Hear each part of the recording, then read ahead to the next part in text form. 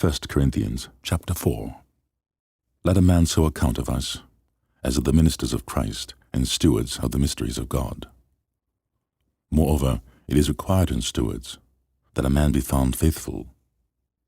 But with me it is a very small thing that I should be judged of you, or of man's judgment. Yea, I judge not mine own self. For I know nothing by myself, yet am I not hereby justified, but he that judgeth me is the Lord.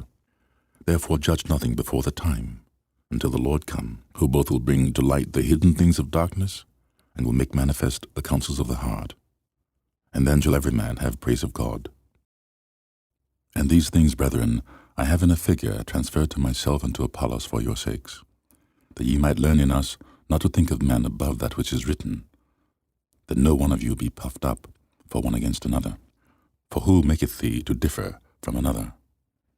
And what hast thou that thou didst not receive?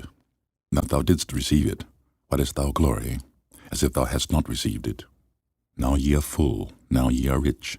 Ye have reigned as kings without us, and I would to God ye did reign, that we also might reign with you. For I think that God hath set forth us the apostles last, as it were appointed to death.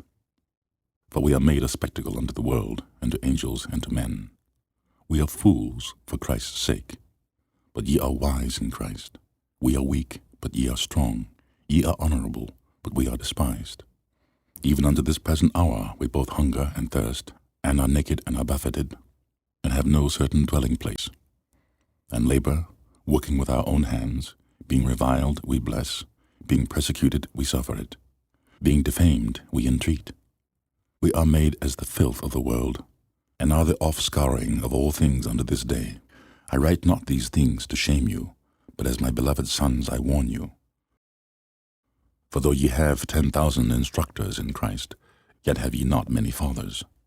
For in Jesus Christ I have begotten you through the gospel.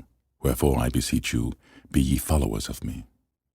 For this cause have I sent unto you Timotheus, who is my beloved son, and faithful in the Lord, who shall bring you into remembrance of my ways which be in Christ, as I teach everywhere in every church. Now some are puffed up, as though I would not come to you. But I will come to you shortly, if the Lord will, and will know not the speech of them which are puffed up, but the power. And the kingdom of God is not in word, but in power. What will ye? Shall I come unto you with a rod, or in love, and in the spirit of meekness,